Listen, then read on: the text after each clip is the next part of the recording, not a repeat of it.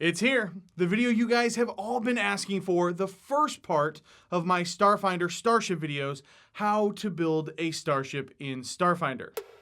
Let's do this.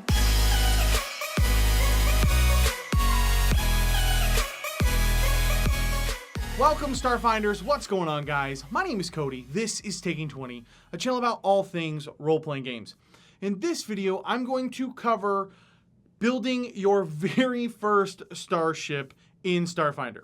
Now, I won't be going into Starship Combat in this particular video, as I'll be releasing another video on that shortly.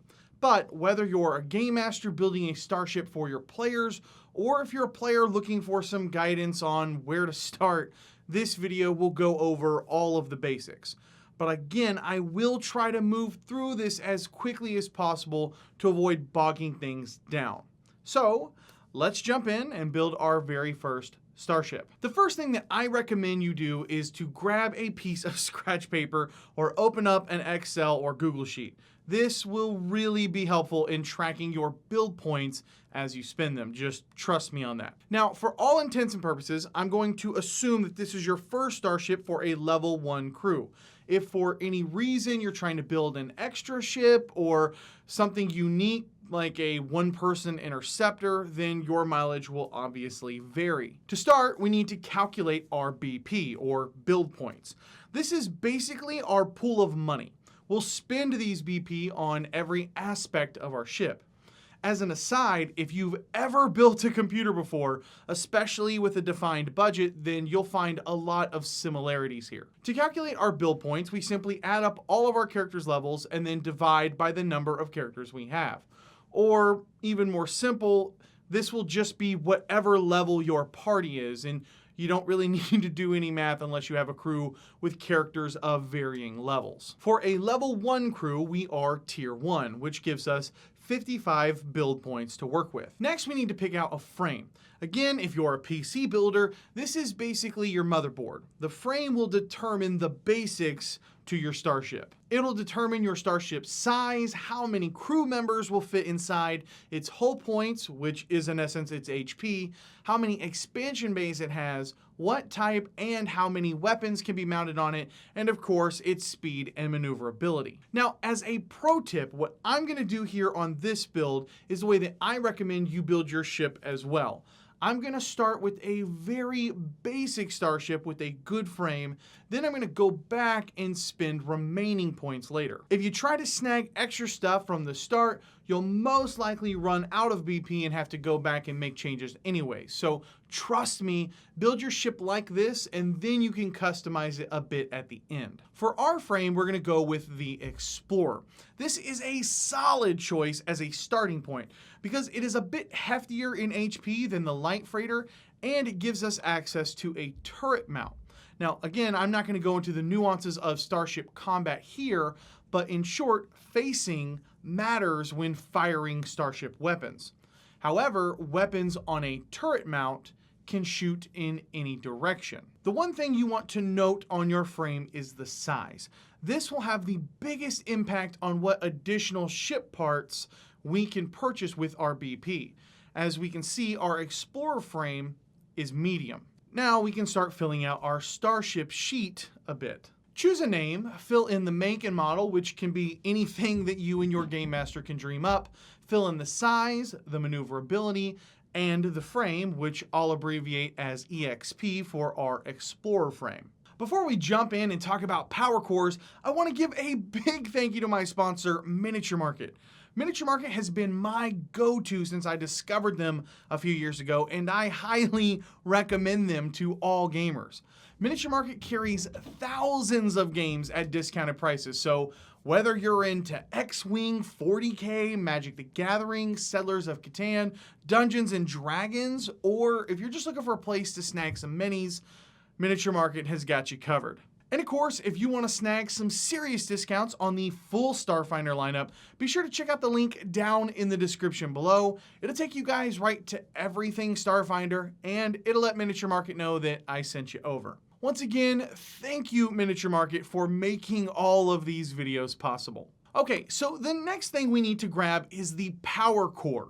This might seem a little confusing to people, but if I can make one more comparison for you PC builders out there, this is basically your power supply. If that doesn't make sense to you, then don't worry, I'll explain. Each part of your starship needs power. The power core gives power to all of those parts. If you have more parts, you need more power. But the power core is not like a battery that depletes. It just gives a number that you need to stay under whenever you add all of your starship parts up that use power, or in this case, PCU. When choosing a power core, you need to pay attention to the size listed as well as its PCU rating.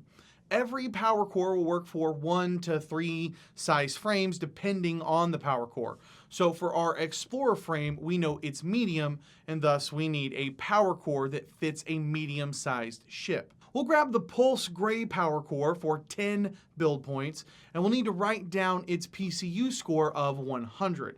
When we're done building, everything needs to be under that 100 PCU consumption. Next up for our build is thrusters.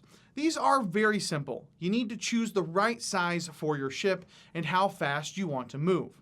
However, the slower you move, the easier it is on your pilot during combat to turn, and the faster your thrusters, the harder it is on your pilot. For now, grab the M6 thrusters for 3 BP, then mark on your starship sheet your new movement speed of 6. Next up is armor. This gives you a static bonus to AC for your starship. The build point cost is dependent on your size category. We're going to grab the basic Mark 1 armor, which means it'll cost us 3 points, 1 times our size modifier, which is 3 for medium. Now we can fill out our AC. Medium starships get no positive or negative size modifiers. We know that we have +1 AC for our armor. Our pilot tweak has 8 ranks in piloting, plus 10 static, gives us an AC of 19. Now we can grab our defensive countermeasures. We'll grab a Mark 1 for 2 more BP. That gives us a +1 bonus to our TL, or target lock, making it more difficult for other starships to hit us with locking weapons like missiles. So add this to your TL bonus under AC and fill out the rest to calculate your TL. If you haven't added in your starship's hull points, damage threshold, and critical threshold, you can go ahead and do that now. These stats are determined by your frame. Damage threshold is only relevant for much larger ships, and critical threshold is always 1/5 of your hull points. If you don't feel like doing the math, this number is actually listed on your frame's stat block as well. Next up, we need to equip our starship with a computer. This chart might look a little intimidating, but it's really simple. Every starship has a basic computer, and if you want to stick with that, it'll be free. However, your starship's computer can aid you and your crew in the middle of combat by giving you a bonus during your actions.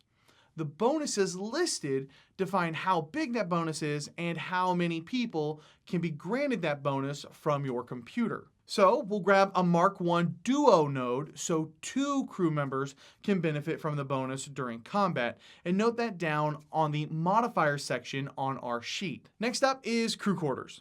I'll save you some time here, unless you have to have sweet rooms on your ship for RP reasons. Don't waste your points upgrading this until your starship is a much higher level later on. Now we need to add a drift engine to our starship. While we have a thruster, drift engines will allow us to enter into the drift and make our way to other solar systems. Again, the choice here is simple.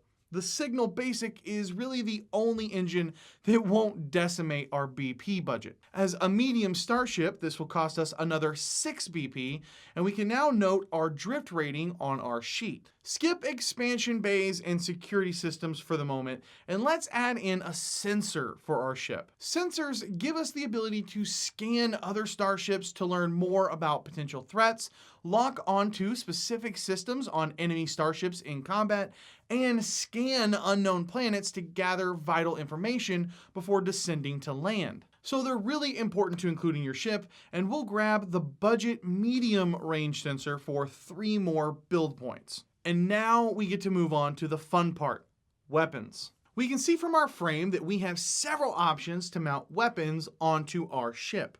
The Explorer frame gives us 4 light weapon mounts in total, one for each of the forward arc, the port arc, the starboard arc, and a turret mount. But because you need someone to fire each weapon, it doesn't make sense to just load up on all 4, and instead we'll take 2 weapons for our ship. We'll add in a coil gun for the turret, and for the forward arc mount, we'll take a high explosive missile launcher for a bit of a heavier punch when we really need it. In total, that will cost us 10 more build points, and they'll take another 20 PCU.